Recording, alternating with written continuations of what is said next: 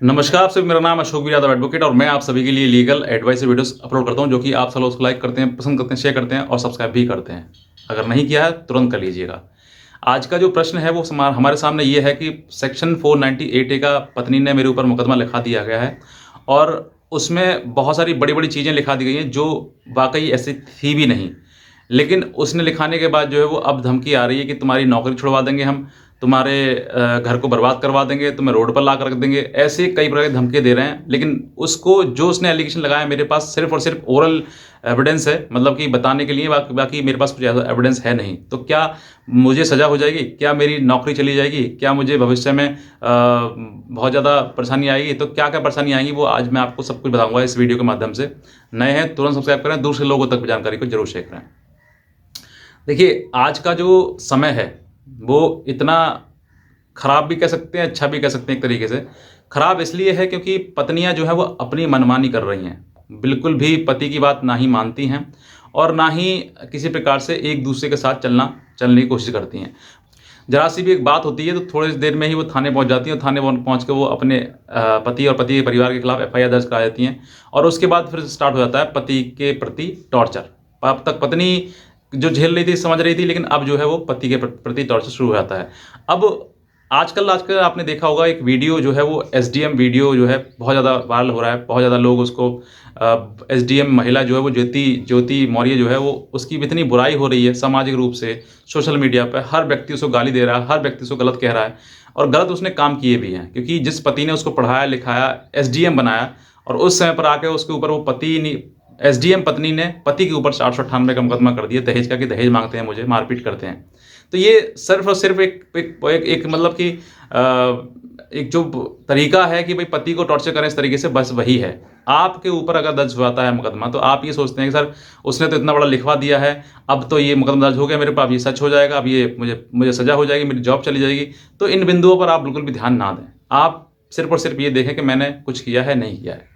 आपने नहीं किया है तो आप अपने स्वेच्छा से लड़ते रहिए। जो पत्नी जिसने वो गलत किया है वो गलत का आप जवाब देते रहिए धीरे धीरे, आपको कोई दिक्कत नहीं आएगी। सबसे पहली बात, अगर आपके ऊपर एफआईआर दर्ज हो जाती है, क्योंकि आज के समय में ना शादी के बाद ये सेक्शन 498 का एक प्रसाद है जो आपको धारा कानून के तहत जो आपको मिल जाता है। अगर आपको मिल गया तो आप ये मत समझिए कि मैं ही परेशान हूँ, मैं ही पीड़ित हूँ, मैं ही पति हूँ इसमें। ऐसे बहुत सारे लोग हैं जो पीड़ित हैं और लड़ रहे हैं, पीड़ित होने के बावजूद भी लड़ रहे हैं। तो लड़ना आपका कर्तव्य है, लेकिन ये आप समझ लेना कि बस मेरे ऊपर ही हुआ है, ये गलत है आपके लिए। तो ऐसे चीज़ें जो है जो पति के ऊपर सेक्शन 498 केस हो जाता है और उसमें बहुत लंबी चौड़ी कहानी लिखा दी जाती है, ऐसे मारा पीटा, दहेज मांगा, ये वो सब कुछ कहानी।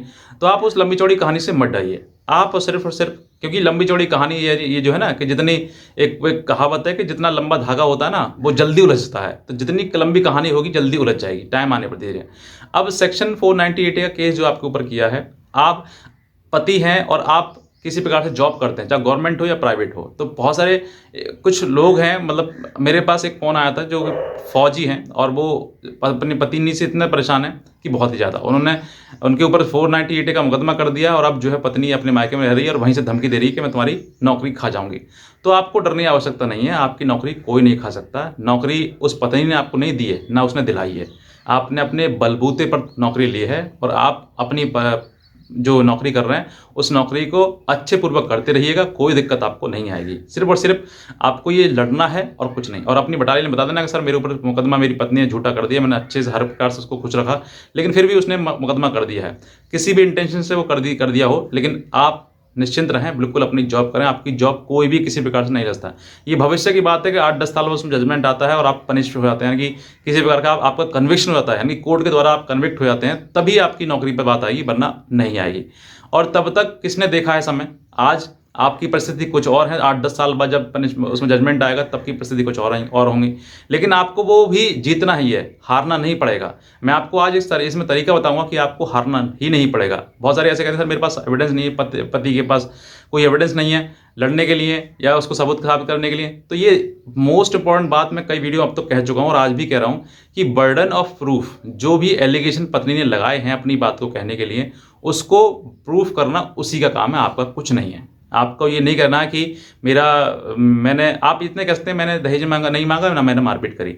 इस बात को प्रूफ करने के लिए लड़की के पास एविडेंस होगा, तभी आप कन्विक्ट होंगे, नहीं वरना नहीं होंगे। दूसरी बात, अब आपको होना नहीं है, मतलब होते ही नहीं है, मैं कह रहा हूँ सेक्शन 498A में सिर्फ 5% रिजल्ट आता है जिसमें कि वाकई पति कन्विक्ट हुआ है, लेकिन वरना सब में बरी हो जाते हैं। कारण क्या है कि पत्नी एक सेक्शन 498A का तो मुकदमा करती है, साथ ही साथ मेंटेनेंस, DB और भी तमाम तरीके के मुकदमे कर देती है।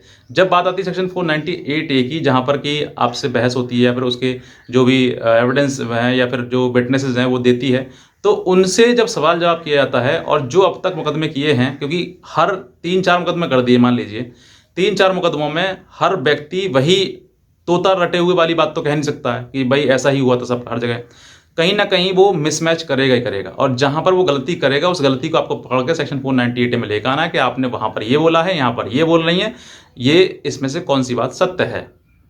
तो कहीं ना कहीं वो अपने शब्दों से मुकरेगी, और जब मुकरेगी तो फिर आपको बेनिफिट आपको मिलेगा उसका, वो सच खुद पता लग जाएगा वाकई ये झूठ है। अब यहाँ पर ज़रूरत है आपके लिए एक परफेक्ट वकील की, एक परफेक्ट एडवोकेट की, जहां पर जो कि इन सभी चीज़ को रिलेट कर सके, क्योंकि सेक्शन 498A के साथ मेंटेनेंस, DB और 406 या फिर किसी और प्रकार के कोई केस लगाए गए हैं, तो उन केसेस को रिलेट करें सेक्शन 498A से कि आपने वहां पर ये कह रही हैं, उस केस में आप ये कह रही हैं, इसमें ये कह रही हैं, तो अलग अलग स्टेटमेंट आप क्यों दे रहे हैं। और अब जो सेक्शन 498A में कुछ और स्टेटमेंट, तो वो खुद भूल जाएगी कि मैंने सेक्शन 498 में क्या कहा था, मेंटेनेंस में क्या कहा था, DB में क्या कहा था, 498A की FIR जो दर्ज कराई है उसमें मैंने क्या कहा है, अब मैंने बयान क्या कर रहे हैं, और उसके साथ वाले जो बयान, जो सपोर्टिंग जो विटनेसेस हैं वो क्या बयान कर रहे हैं। तो ये हर जगह आप सोच कर देखिए, कोई इंसान है, लड़की भी हो, कितनी पढ़ी लिखी क्यों ना हो, तब भी वो लड़की है, और वो कहीं ना कहीं इन सब चीज़ों में गलती करेगी ही करेगी। और जहाँ पर ये गलती करती है वहाँ पर फिर कोर्ट जो है वो बेनिफिट ऑफ डाउट, जो डाउट क्रिएट हो रहा है कि लड़की कहीं ना कहीं झूठ बोल रही है, इसका जो बेनिफिट है वो गोज टू हस्बैंड, यानी कि पति और पति के परिवार वालों के लिए जाता है। इसीलिए उसमें कहीं पर भी पनिशमेंट आपको नहीं मिल पाएगा। यही मैं आपको बताना चाह रहा था इस वीडियो के माध्यम से, क्योंकि पति बहुत ज़्यादा डर जाते हैं कि सर उसने तो इतना बड़ा मेरे खिलाफ लिखवा दिया है, उसने तो वो मेरे ये कर दिया, वो कर दिया। तो कितना भी बड़ा लिखवा दे, जितना बड़ा लिखवाएगी उतने ही ज़्यादा सवाल बनेंगे। पति का जो एडवोकेट होगा उतने ही ज़्यादा सवाल आप उससे पूछेगा, और जब ज़्यादा सवाल होंगे तो ज़्यादा लंबी जबान जल्दी फंस जाती है। तो जैसे ही फंसेगी वैसे ही वो जो चीज़ें हैं वो सामने आ जाएंगी कि वाकई कितना ये झूठ है। तो इस तरीके से आप सेक्शन 498 का केस जीत सकते हैं। ये आपको तरीका है। सारे केसेस के साथ साथ में जब आप स्टडी करें, आप भी स्टडी करें, वकील को भी कराएं। 498A, मेंटेनेंस, DB, ये सारे केस रख लें, और सभी केसेस में उसने क्या क्या कहा है उन केसेस को मैच करें। उसने इसमें ये कहा है, उसमें ये कहा है, फिर उसके बाद सवाल पूछें, आपको खुद पता लग जाएगा। और महिला वो याद कर ही नहीं पाएगी इतनी कि मैंने क्या, कहाँ पर क्या कहा है, वहीं पर वो फंस जाएगी, और फंस जाएगी तो फिर वो आपको निकाल देगी। तो यही चीज़ है। बाकी रही बात पति पत्नी के विवाद की, तो अगर किसी प्रकार से कॉम्प्रोमाइज़ होता है आपको कॉम्प्रोमाइज़ करिए, नहीं होता है तो बिल्कुल भी आगे मत बढ़िए, क्योंकि आज के समय में कानून जो है वो बहुत ज़्यादा सख्त है, और कहीं ना कहीं आपको गलत तरीके से आपको फंसा सकती है वो महिला जिसने अब तक झूठा इतना केस लगा दिए। तो अब आपका जीवन उसके साथ में बसर होना नहीं है, बस समय के अनुसार जो है आप अपने आप को बदल लीजिए, वरना भविष्य में जो होगा वो आप खुद समझदार हैं उसके लिए।